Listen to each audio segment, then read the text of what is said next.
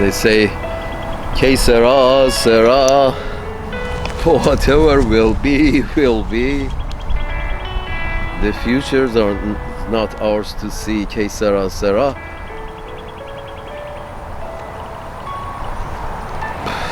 Whatever is gonna happen is gonna happen. I don't think I should. As a human being, I have the right to talk. Mr. Marco Rubio, Mr. Trump, Mr. Elon Musk. As a human being, I have a right to talk. And I understand that the new perspective in intelligence services is that, okay, let them talk, but we will not give them the reach. Sort of like, let them talk, but we won't give them the reach. And therefore they block you in every way they can in order to not allow a different idea to have the reach that the ideas that they would like to promote. And this thing about promotion of ideas. So I think as a human I have the right to speech. Yeah, you may not like it, but I'm sure you guys don't like when a doctor writes a medicine. Whether you like the medicine or you don't like the medicine, if you want to get better, you have to take the medicine. So I feel my perspective could be an ingredient in that medicine. One ingredient within thousands of ingredients. One ingredient between thousands of ingredients that are part of the medicine that you people who are in power have to take if you want to get better. So here's my active ingredient in this medicine, my portion. I think I have to speak about it, so it would be considered in the medicine that you like to. Eventually somebody's going to prescribe this medicine. Eventually somebody much wiser than me who's going to prescribe this medicine, and you have to take it if you want to get better. But I think my active ingredient for that medicine that eventually is going to come by, somebody's going to take it. I think my active ingredient is important. As a human being, I have the right to free speech. So, it would be beneath you to persecute or prosecute or mistreat me, because it wouldn't be kosher. Let's put it that way, Mr. Schumer. It wouldn't be kosher to prosecute people who speak of ideas that you don't approve of. Persecuting them is just not kosher. It's cringeworthy. It's back to the beginning. Anyway, here's the thing.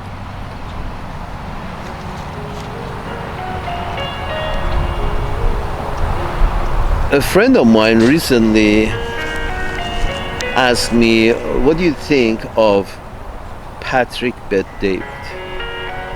And I told him, and I thought maybe that's a bad thing. I've spoken behind his back, so that's also not kosher. Let me state it on record, so it wouldn't be behind somebody's back, it would be on record. Here's the thing, Mr. Patrick, and something came up, a piece of video came up that really was a cringeworthy moment, in which you said, yes, let's go. It seems like the vibe I got from you, Mr. Patrick David, was that, yeah, let's go bomb Iran, and let's go bomb it today. Let's go today. And I was like, how many people do I know who are actually hyped about doing some nasty shit to the place they were born in. How many people do I know who actually think of doing nasty shit to the place they were born in, or even to the region that they were born in? I don't know many. Let's put it this way. But I heard you were hyped about kicking some ass over there. Whoever, the towel heads, those people who look like me. Let's go kick their ass. Just don't kick mine. There. Yeah, I know we look alike, but don't only kick their ass. Don't kick mine. That was your vibe. And I was like, oh God, please save me. This guy. I mean, how many French people do you know who are hyped about bombing France?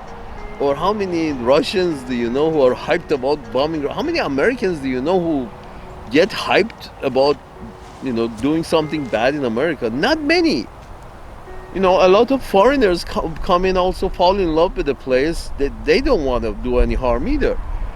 And I don't know anybody who wants to do harm to either their place they're living or their place they were born in, or any place in between. It's like, I don't want to see Norway. I lived in Norway for a year, and I don't want to see Norway being bombed to smithereens. Although they're good people, they're people. I really, for any reason. But it was just cringeworthy watching Mr. Patrick David. Salute.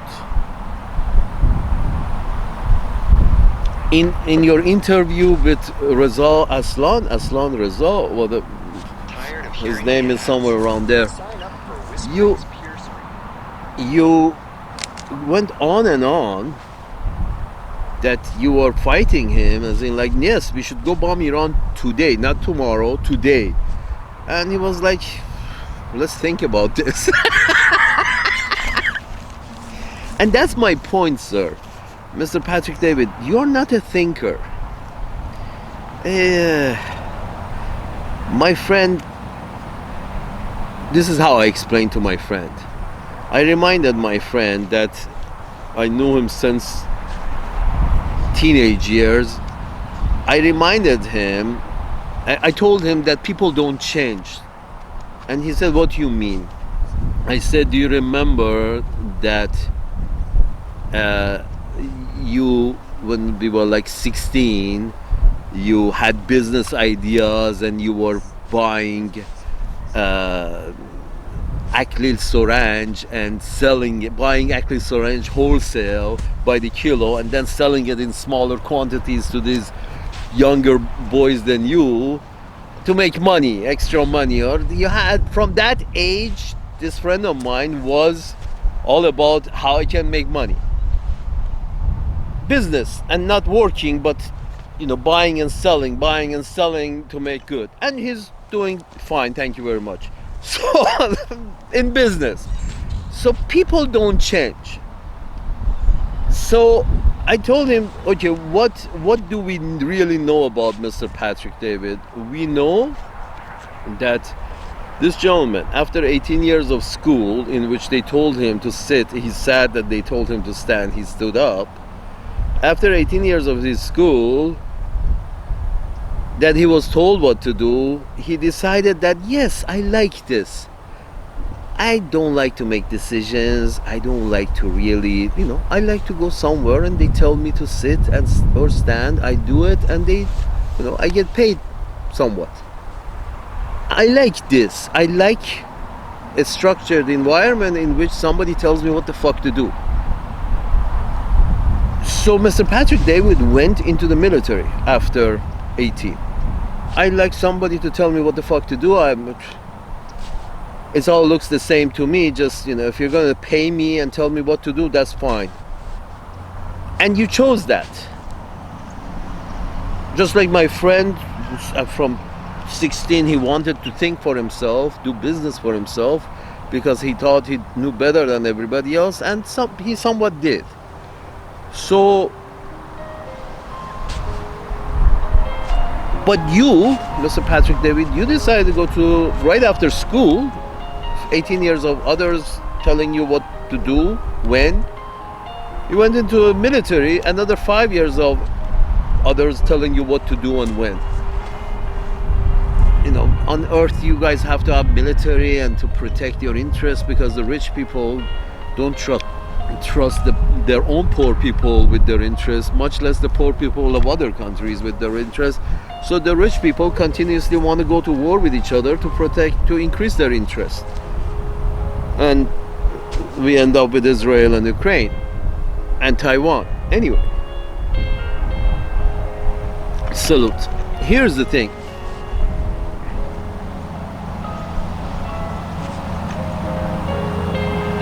So it shows that you really didn't want to think for yourself. And please don't tell me that, after the military service, suddenly I have a change of heart and I just started reading day and night, and I got so much information in this head, I don't know what to do with it. Don't tell me that. Because right now reading is part of your job, and they give you some assignments and you have to read, and they give you topics that you have to be familiar with. You're doing this as a job, a well-paying job. It's a private public sector kind of a synergy going on within your business, sir.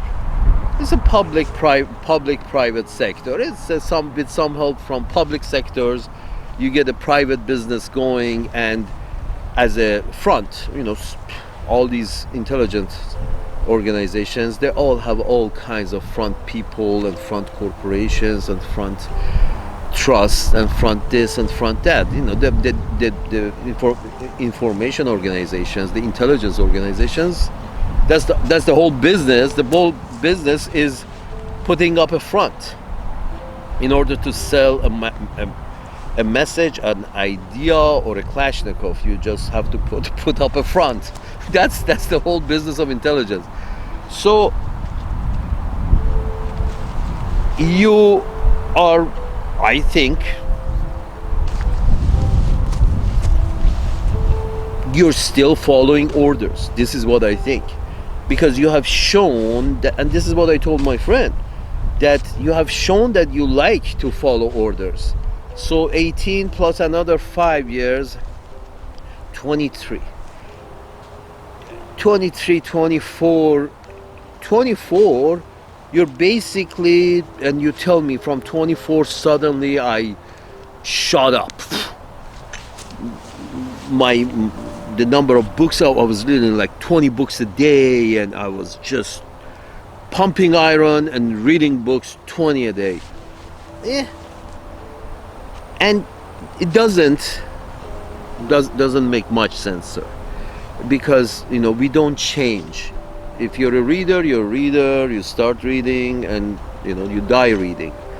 If you're not a reader, you're an order taker. You start as an order taker, die as an order taker. It is what it is. Speaking of taking orders, it seems you're very fond of Muhammad Reza Pahlavi.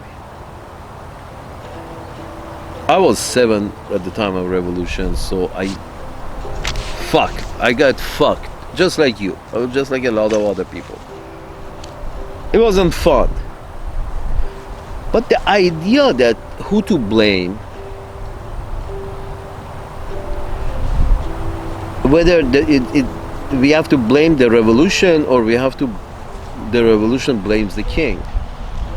Well, I know, I understand you're not a thinker, Mr. Patrick David, but please try. You're not comfortable, but at least those people who, give you your assignment, I hope they're listening. This is a message you cannot sell. Why? Because what is the qualification of good management? qualification of good management, the most important qualification of good management is preventing revolts. And don't misunderstand me. You don't prevent revolts by brass knuckles. You don't do that, because you don't. That's not how you prevent revolt. You don't bring about the conditions that create a revolting situation. In other words, you don't go and take a drink from the sewer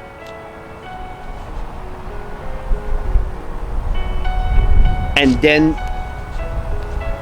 try, but once your stomach starts going crazy, start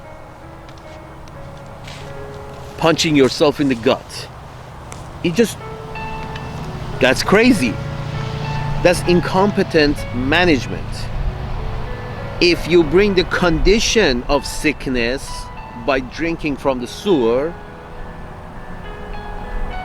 you can't go fight this condition that you brought upon yourself with brass knuckles. You can't start kicking your own ass to stop the pain in your stomach. You can't do that. It's crazy. So you don't drink from the sewer, i.e. you don't bring the condition of a revolt. Mr. Muhammad Reza Pahlavi showed his bad management. This person that you so admire, so thought was so good for Iran, he has shown his work for the world to see that he was such a bad manager that he brought about the condition of a revolt. Who does that?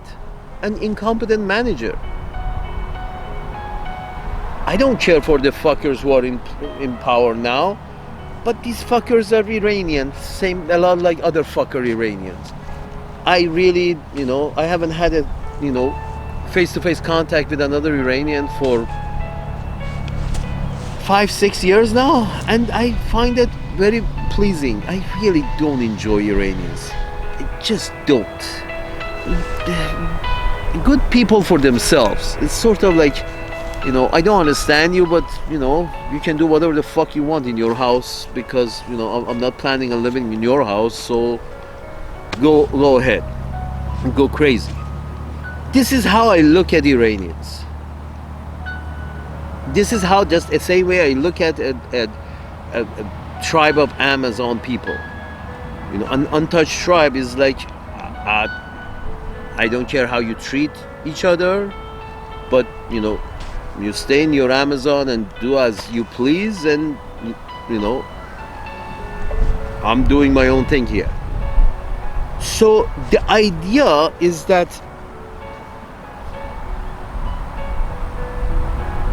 you blame the revolution.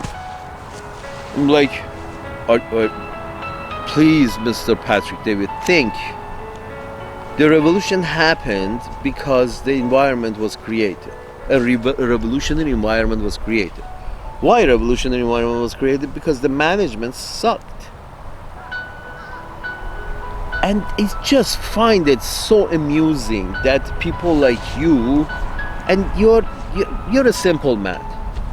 Somebody else, a group of people from some intelligence agency are guiding you, and you seem to mean well, but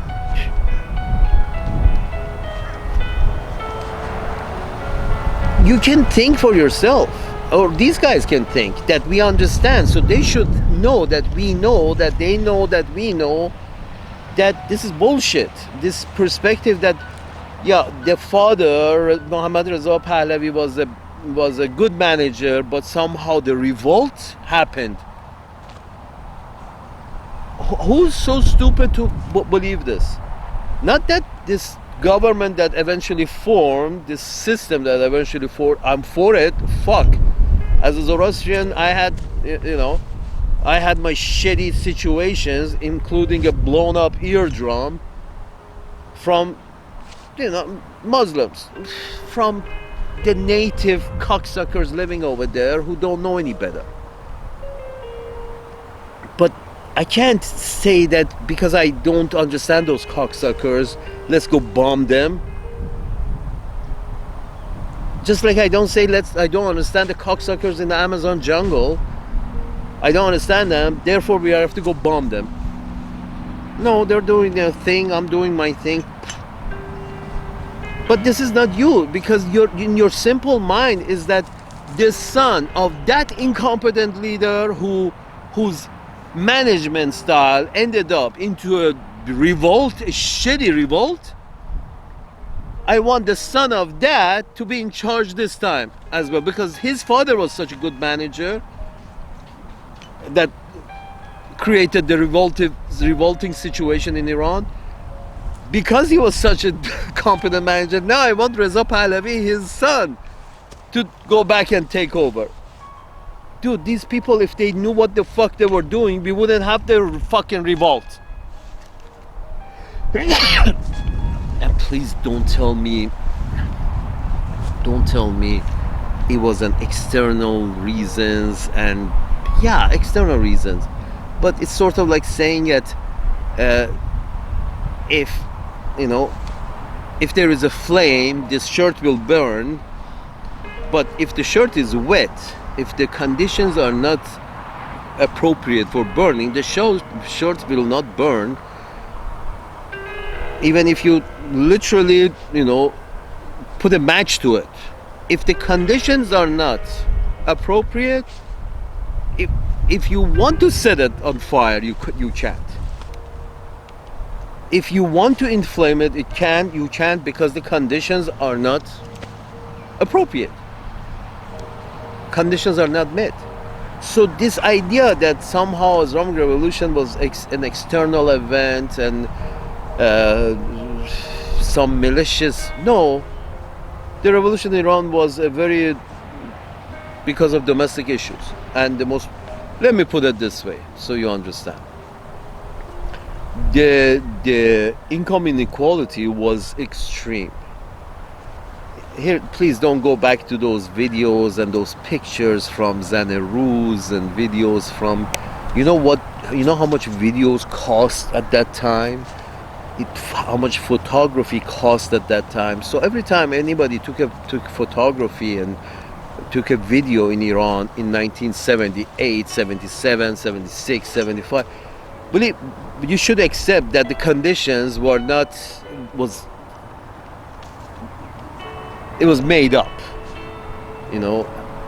Pictures in Zanaruz was all, in a controlled environment. It was studio, it was staged. All the pictures, all the videographs from that era were staged. Just like TV. You see the TV shows from that era, you think the whole fucking place was rich like Kuwait. It wasn't. Tehran was, parts of Tehran was, but they were eating dirt in the anywhere outside of Tehran.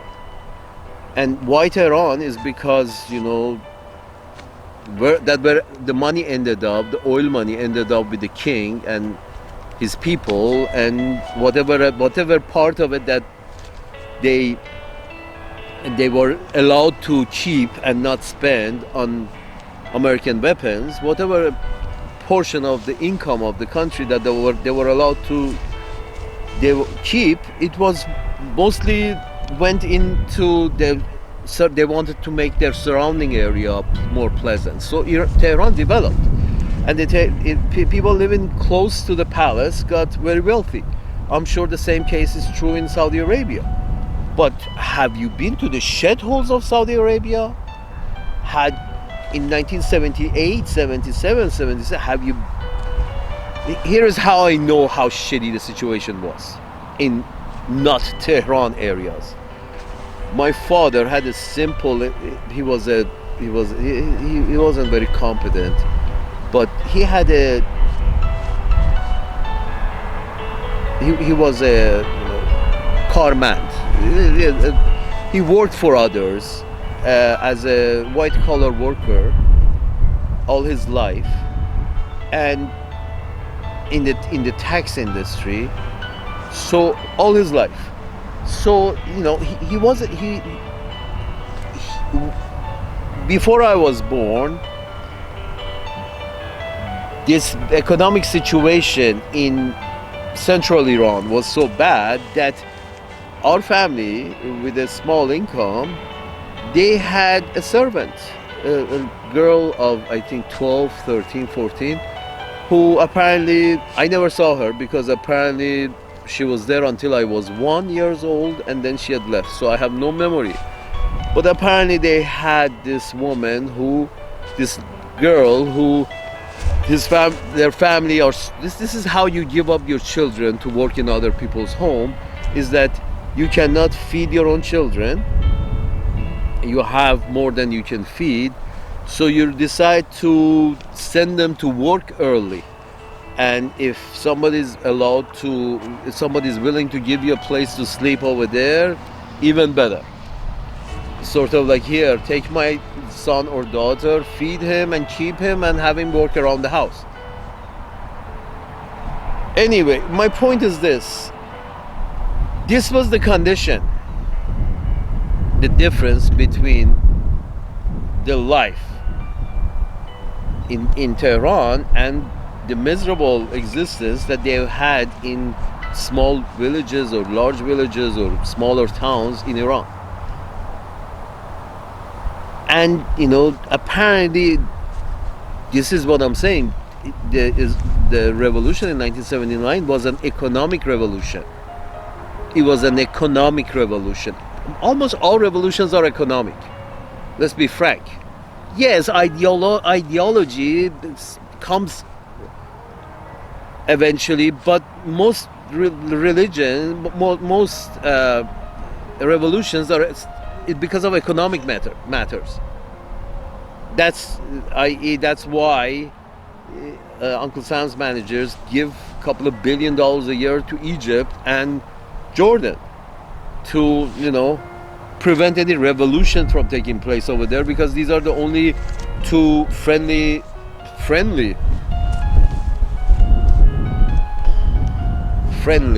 as friendly as you can get in the Middle East, because all the Middle Easterns are pissed off because the Europeans are in the Middle East killing people, and Uncle Sam's managers are financing it and arming it. Salute.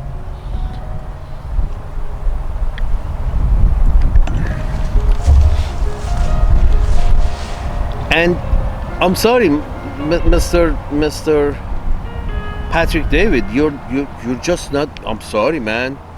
This is what I told my friend, that Patrick David, this gentleman, is clear that he never wanted to think for himself.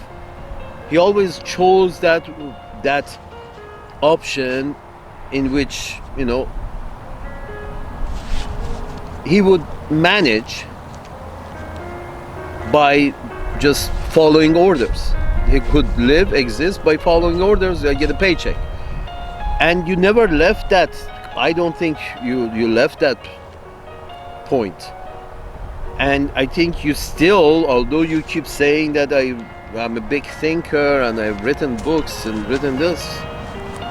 Yeah, and other aspects of your operation that one can see is that somebody wants to give you a high profile. Not person, an organization of sort is trying to increase your profile by, interview with Sammy the Bull. Are you fucking kidding me? You were born in Tehran. Sammy the Bull wouldn't get a hard on for me, but would come to you and have an interview with you, a guy from Tehran. Okay. And other people, Mike Tyson, everybody has interaction with the law. And if the law has you by the barrel, the law can ask favors of you. So Sammy the Bull owes his life to the intelligence agencies. So whenever intelligence agencies tell him to jump, he jumps without his My point is this, that they're trying to increase your profile and you're trying to bullshit your way through by saying that you're a great thinker. And but in your thinking, you came to the conclusion that Muhammad Reza Pahlavi was good and might as well go with Reza Pahlavi. Or, somebody like me, Patrick David, New King. It just doesn't, it's not logical. Follow the line of thought. If Muhammad Reza Pahlavi was any good, the economic suffering in Iran would not be so bad that my family could afford to have a servant in their home. And as a result of that revolt, because it was economic, one of the very first thing that the Iranian government did was, started draining money from the center, which was bad for many people, including my family, who was at the center in Tehran. So they started draining wealth from the center and spreading it around the country. That's one of the first things they did. Here's the thing, Mr. Patrick David. That's how you know good management. Again, I don't give a fuck about them. But you know good management by its persistence. If management is bad, you will have a revolt. If management is good, you have persistence. Tell me, how good has been the management that even under sanction the system has endured? You got to give it to them. They're good managers. So you don't want good managers who have kept the system going even under sanctions. You don't want good managers. You want Muhammad Reza Pahlavi, who, because of the fucking revolution, showed that he was not a good manager. How hard is this to understand?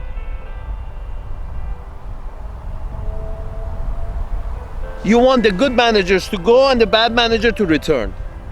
Or if the bad manager would have stayed, somehow the situation in Iran would have been great by now, right? Salute.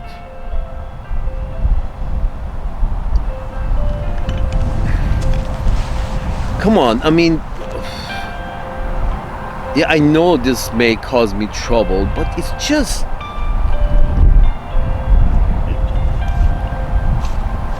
the truth, the whole truth, and nothing but the truth. You call these fuckers in Iran murderous, and your hype was in your interview with Reza Aslan. I actually didn't see the full interview because I stopped watching you the moment I realized that, yeah, you're still taking orders, you're still a soldier, working for a different branch in a different capacity, with a couple of white boys surrounding you, and apparently you don't own a mirror, Mr. Patrick David. It seems you see yourself as white, and you're advocating for bombing brown people. It just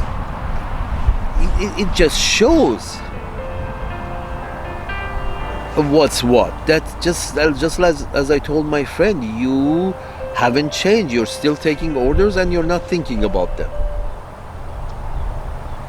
You're taking orders probably from some intelligence agency or some organization that is for this kind of stupid policy, that let's demonize the Iranians, so we can go bomb them. You call them the murderous regime of Iran. Oh yeah, they murdered some people. I don't think they have murdered more than the Saudi government. It's sort of like, I have to go look up the numbers, but I kind of have got the impression that Saudis kill at least 100 people a month in public beheadings. That's how much my impression. Maybe it's 100 people a year, maybe it's 100 people a month. Apparently there is no independent verification can be made into Saudi Arabia. So if you look at that, you see murderers, Saudis, Iranians. If you call one murderer, you got to call the other murderer. Then you don't. If you call the other murderer, then you're left with no friends. So let's call one murderer and keep at least some friends. Then I remember that Israeli government just killed at least between 100 and 200,000 people just during the last year. And then I remember during the last 20 years, the Iranians haven't gone to a war, haven't started kicking ass, haven't shot at anybody around their borders in order to advance their interests by expanding their borders.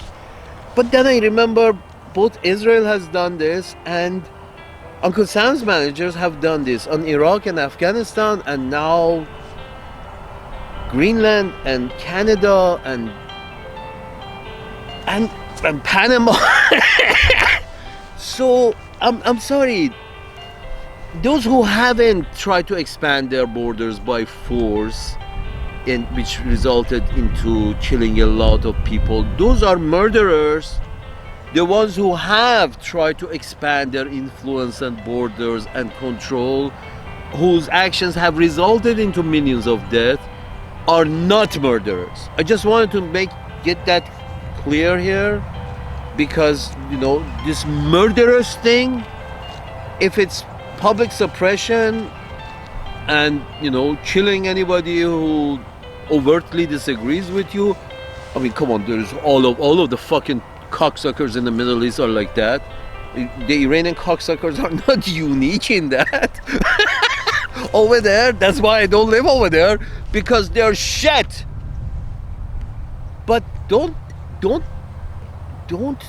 expect me to hooray when you say that I want to go bomb shit.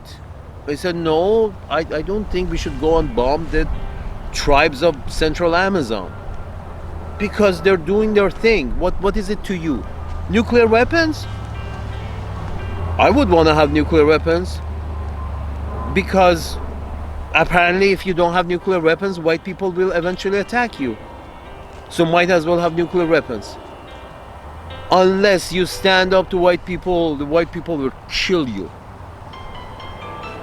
This, not personally, 99, all the white people that I come across, nice people. But these white people who are in charge of England and France and New York, these people who are in charge,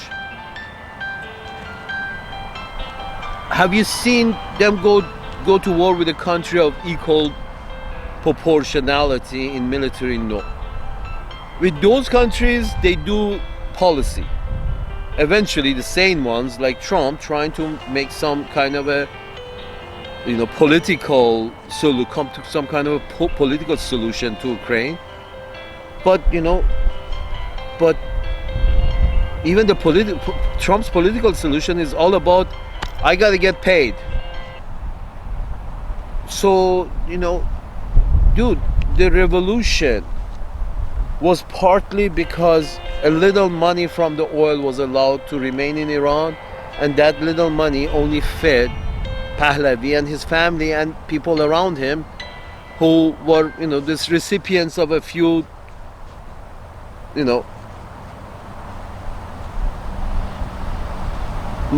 some money that was rolled down the hill.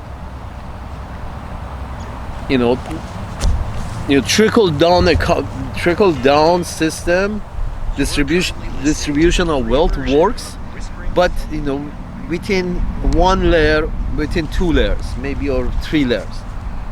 If you depend on economic distribution of wealth through trickle down economy, it doesn't work if you have a lot of people and a very big pyramid. The trickle down works like two layers, maybe three layers.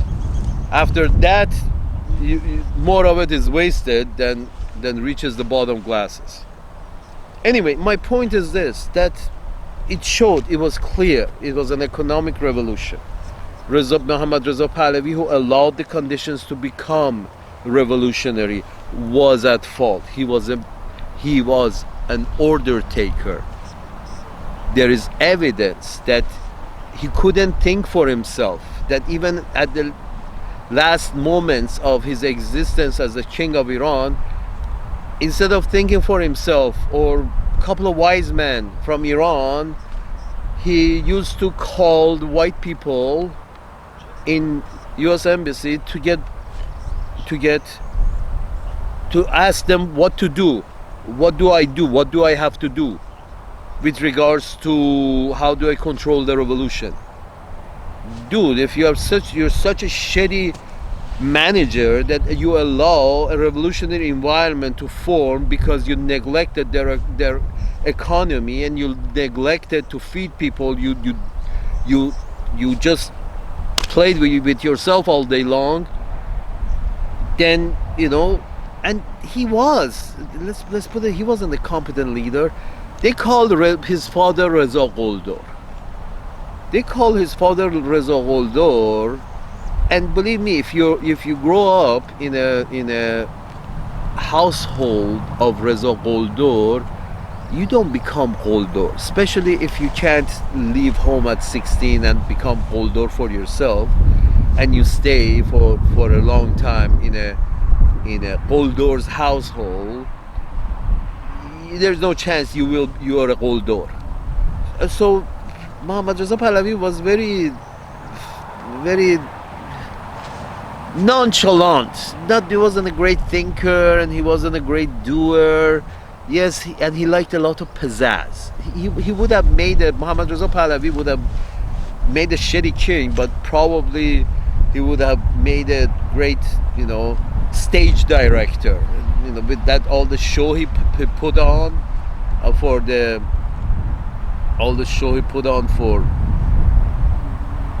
in Takht Jamshid, he would have made a great stage director with a lot of pizzazz. But my point is this: he wasn't a great manager. Therefore, the revolutionary environment created out of economic resentment. And unfortunately, it seems Mr. Trump is following the same. The reason Mr. Trump was elected was economics. And trade war is not a good solution. Because, those manufacturing that comes back is not going to bring back your middle class, because that manufacturing is going to be automated. It's not going to be employing a lot of people.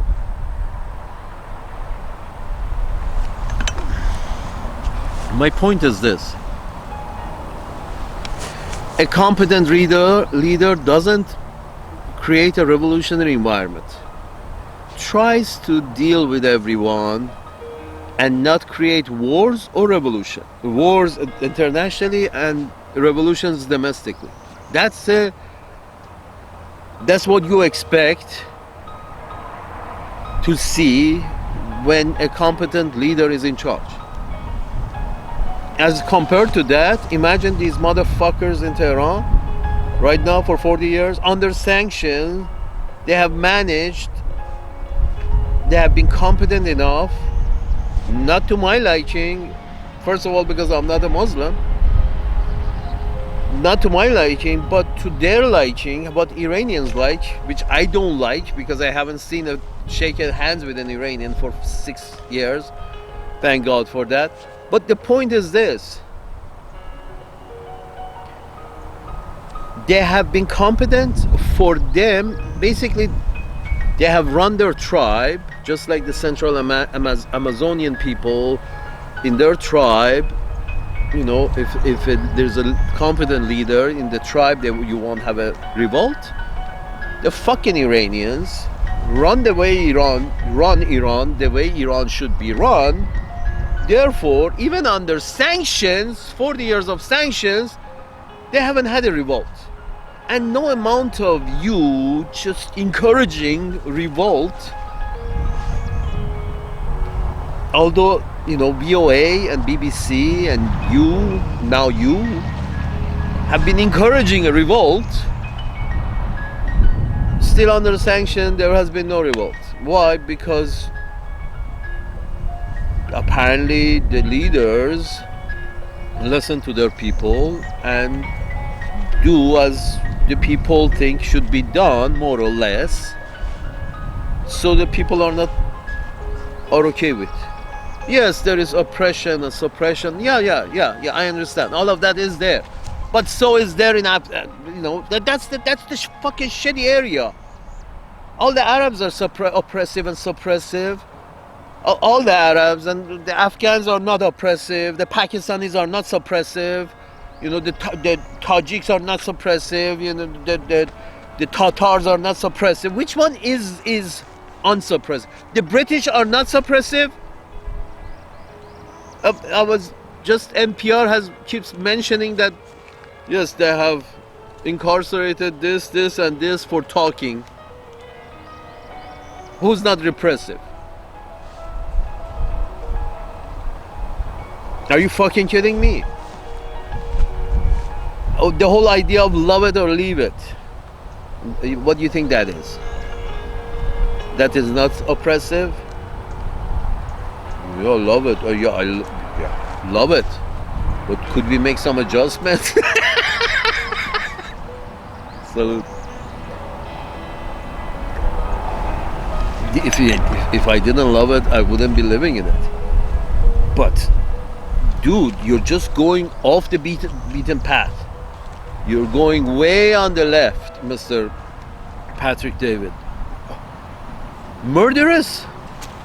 Mr. Patrick David, I understand you don't read much. You don't like, but you do read those topics that the people you work for tell you to read. But so between all those readings, you want to read about what, in general, how many people have the Europeans killed in current history, Asr Muasir, current history.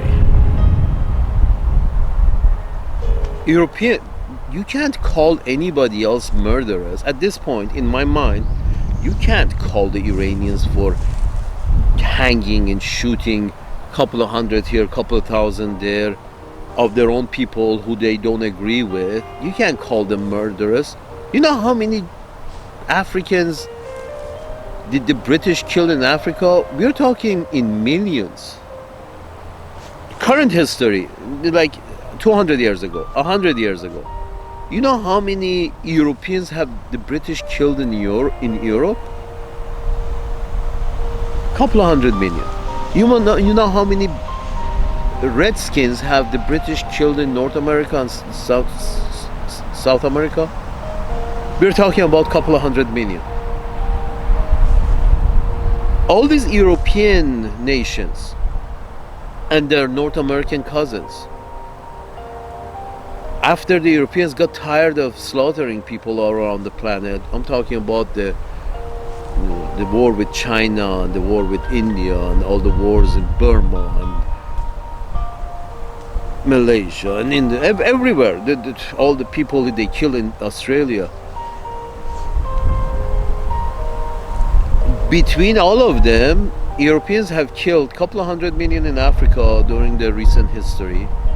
Couple of 100 million in Africa, at least 200 million, at least 200 million in Asia, and at least 200-300 million in 200 million in North America and Central America. I'm not sure about the numbers in South America. Probably around there. And you have the audacity or I don't know what else to call it, to not call any of these Western white nations, not know these, not recognize the numbers, and just as we speak with the with white people's weapons, they're killing brown people in Asia, and they're killing white people in Asia, white Asians in Ukraine. The Russians are mostly Asian. And they're preparing Taiwan so they can kill Chinese over Taiwan. I'm sorry, murderous, you said?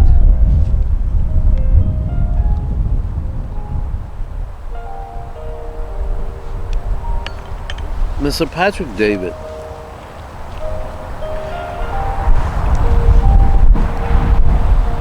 the thing with you can't fake wisdom. Nobody can fake wisdom. Nobody can fake perspective. Nobody can fake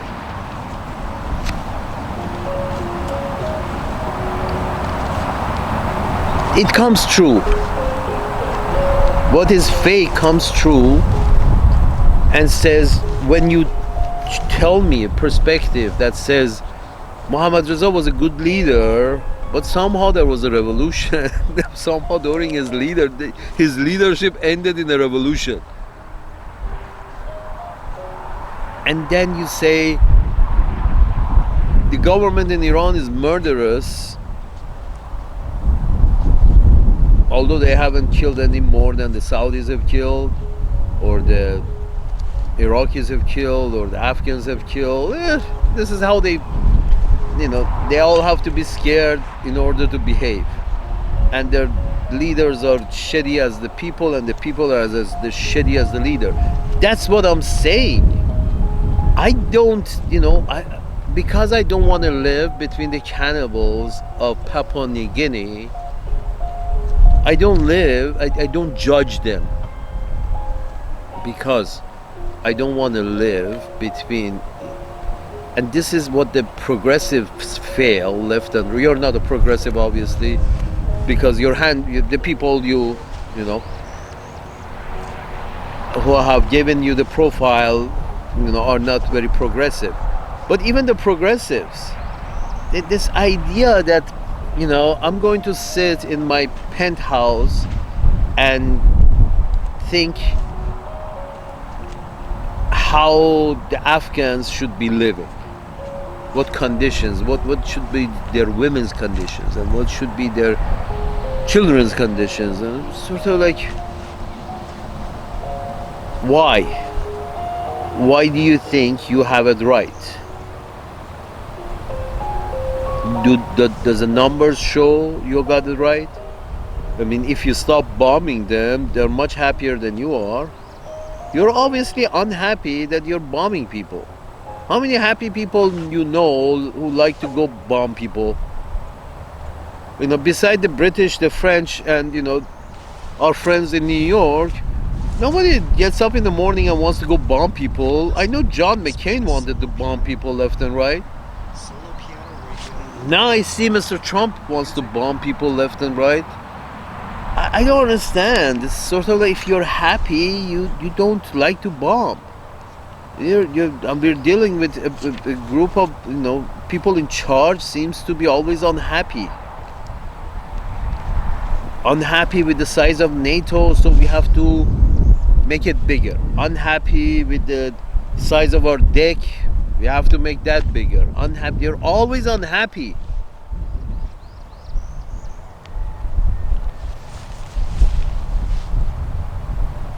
And you're trying to fill this unhappiness with material things, and you think if we can conquer Iran and we already conquered Afghanistan, and we fucked them real good, and you fucked the Iraqis, and if we just can get our dick up Pakistani's ass, that would be even better.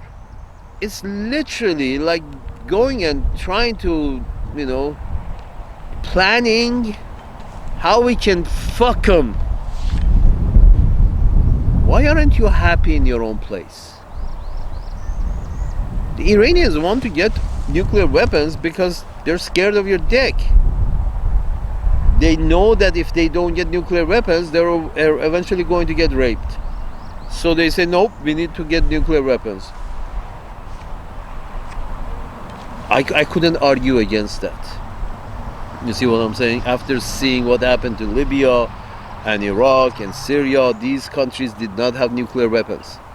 White people, white leaders will eventually rape you if you don't have nuclear weapons. That's the common understanding. And normal people, of course not Mr. Beth David, you're above normal. Normal people don't really like to participate in raping, don't like to watch raping, and you don't like to be in any way associated with any kind of rape. But Mr. Patrick David says, yes, we should go bomb the Iranians today, not tomorrow, today. Like, okay, salute.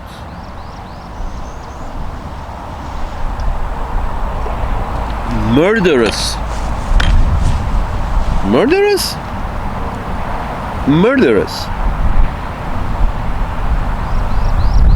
Who? Do you know anybody who has killed more people than...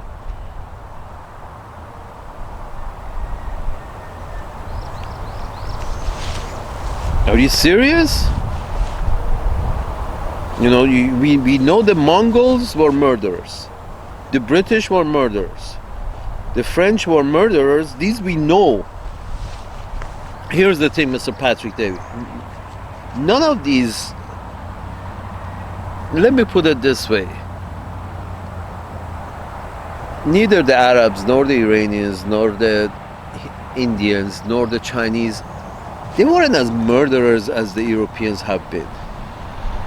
Because they had wars, but if you really look at history, there have been long periods in which competent leaders were in charge before they had any wars. Long periods of peace and prosperity they've had in China, in India, in Iran, in that area, Arabian Peninsula. Long periods. But Western Europeans, especially the French, the British, the Italians, the Germans, have not been able to go for very long without war. As you can see, it was the Ukrainian neo-Nazis who started with Uncle Sam's managers backing and money. They started harassing the native Russians and the native Russian politicians and orchestrating a coup. This is all, it's sort of like Uncle Sam decided to leave Europe because it's too expensive to continue keeping bases there. But before leaving, they just threw a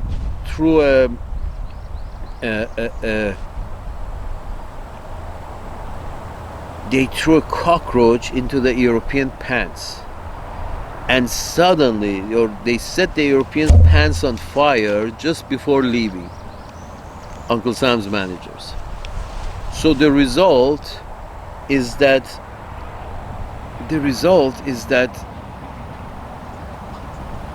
now these stupid Europeans, these Europeans have always been at war continuously. No long periods of peace. These guys have had mostly war than peace. They got a war they call the 100-Year War. And mostly the British have been involved. Meaning they killed 27 million. I just read the other day they killed close to 30 million Russians. Europeans killed 30 million Russians who are Asians in World War II. 30 million. I guess the casualty, the German casualties were like between 5 to 7 million, something around there. 30 million Russians. Murderous? Who's murderous?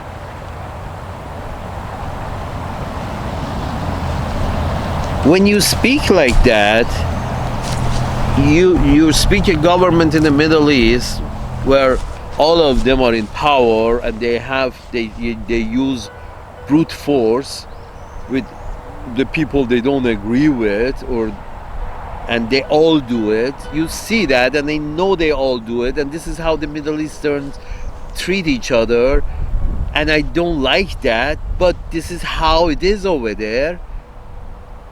You know that, but then you also know the Uncle Sam's managers have killed millions of people during the past 20 years, 30 years, 40 years, 50 years. You know that, but then you say, oh yeah, they are murderous.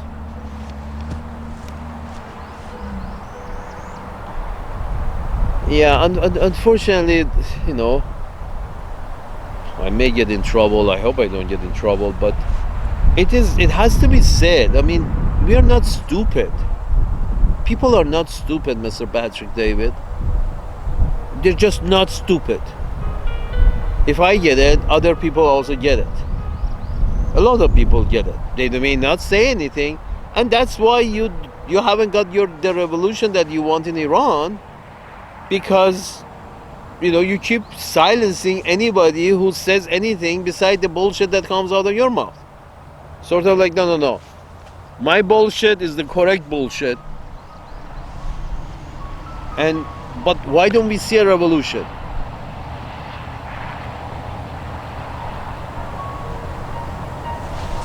Even under sanctions. I mean, here's the funny part. Mohammad Reza could not keep it together without sanctions, and these motherfuckers have been able to keep it together with sanctions. I say these are better managers. I don't care about their policies. I never liked them. I don't like Iranians. But their policy, whatever Iranians like, is apparently their policies, because they have been able to keep it together even under sanctions. You put Saudi Arabia under sanctions, they have to start killing 1,000 a month instead of 100. Are you kidding me? You put people under sanctions, it becomes more difficult to keep order, because all revolts have economic origins. So when you put people under sanctions, you're trying to make their economy so bad, so in order for them to revolt against the leaders. But people understand this. People understand this.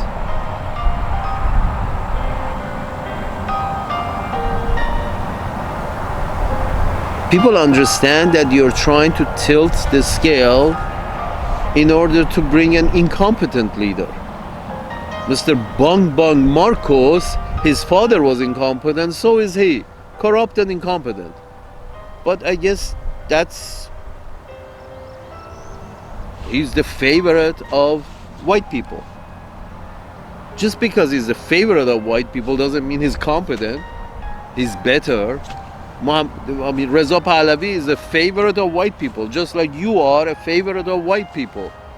Because, you have done some services for them, and they expect you to do some services for them, so you're their favorite. But that doesn't mean you're better. That doesn't mean Reza Pahlavi is a better manager. Reza Pahlavi hasn't managed anybody beside his family during the past 40, 50, 60 years. These motherfuckers have been able to manage a bunch of cocksuckers, difficult to manage cocksuckers as the Iranians are, under sanctions, and you tell me no, they're bad managers. We should bring Reza Pahlavi.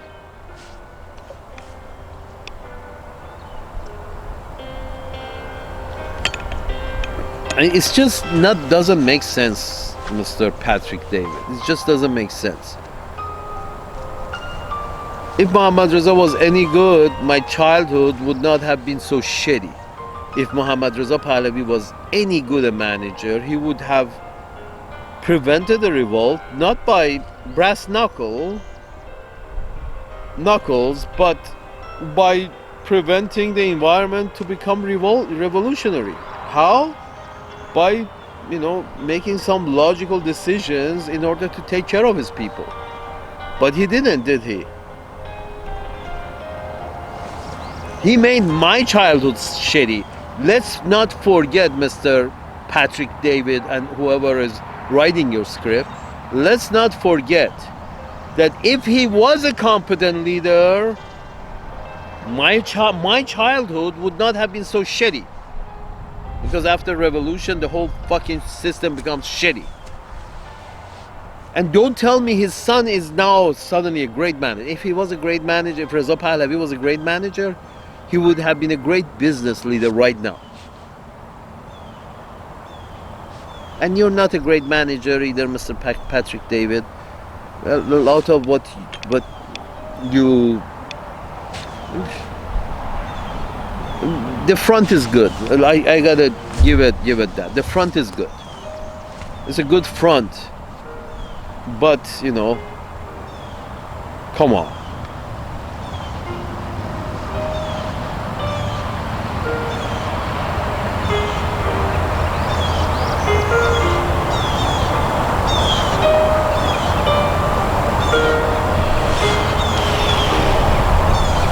Yeah, we all had a shitty life because Mohammad Reza Pahlavi wasn't a good manager, a good leader.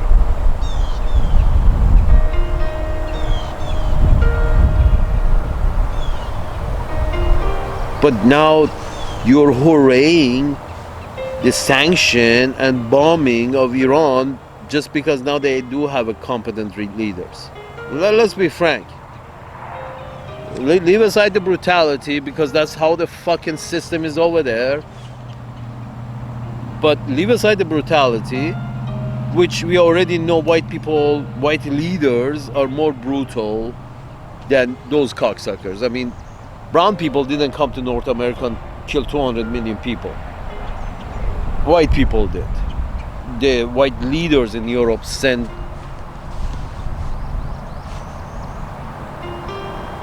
Here's the thing, people treat people the way they have been treated.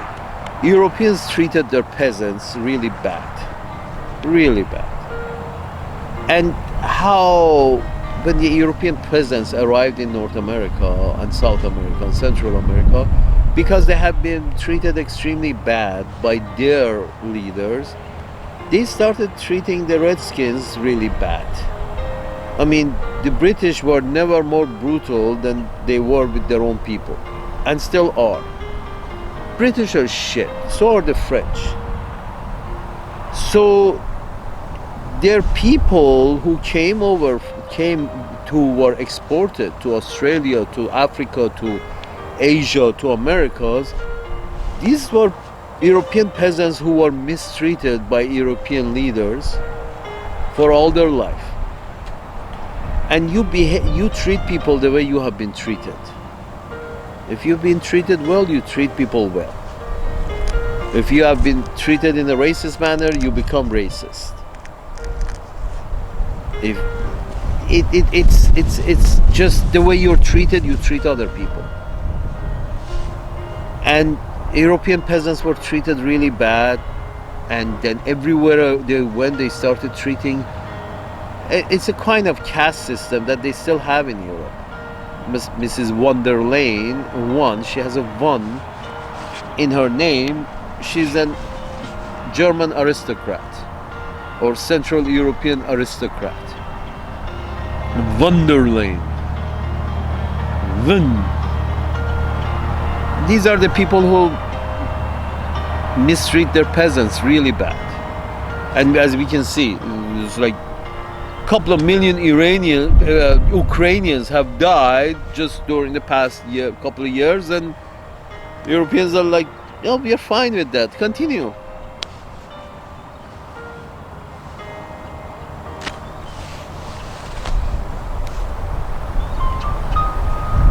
All because of economics. It's sort of like the European rich and aristocrats do not want their share of Ukrainian minerals. And the Russians want their share of Ukrainian minerals, and Americans want a share of Ukrainian minerals. And in fact, Americans want the European share of the Ukrainian minerals.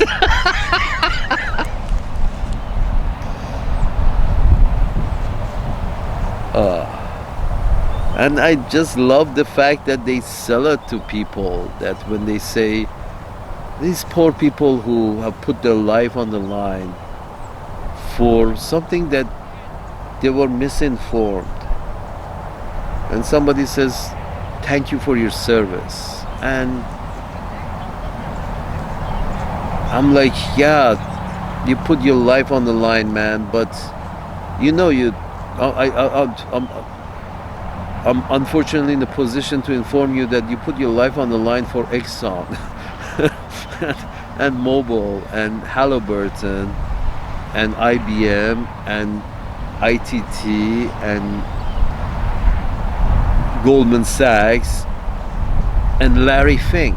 You put your life on the line for them, because no Joe pack ever benefited or ever going to benefit from this shit show in Iraq.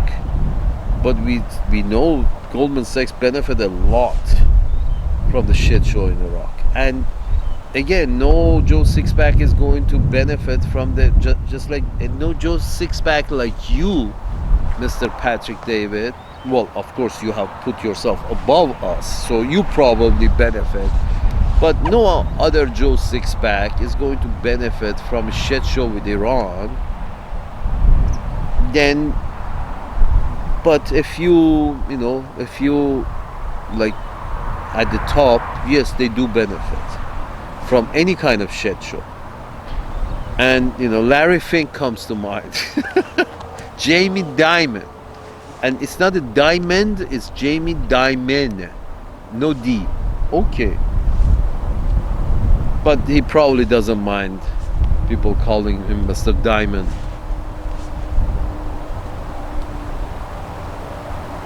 Yeah, there are a few people with benefit. And in fact, I mean, the service that, especially, in the military, especially when the military goes overseas, that's when this is not a defensive act. Because you have to consider you have rights overseas that you're defending. But how can you have right overseas if you don't own any land overseas? You see what I'm saying? Your right extend as much as your land. You see, and you go to war to defend your rights, right? You go to war to defend your rights, but your rights only go as far as your land. Your rights doesn't go in on somebody else's land. You can only prosecute people within your land based on them having broken some rights, overstepped some rights. So this idea that we have soldiers overseas to protect our interests, no, your interest is limited to your land. Do you think you own more land overseas? Have everybody else agreed? And are you willing to kill for it? A couple of million people in Iraq? Did the Iraqis agree that you own the land in Iraq? And own their minerals? Is it, Mr. Patrick David, this is what I'm saying, that you were never really a thinker, and you showed through your path of life. And you were never really a thinker. And you still aren't. You're following a script. And the script says, yes, we should go and bomb new brown people. We finished the old brown people. We got off of them. Now we gotta go and get on some other brown people.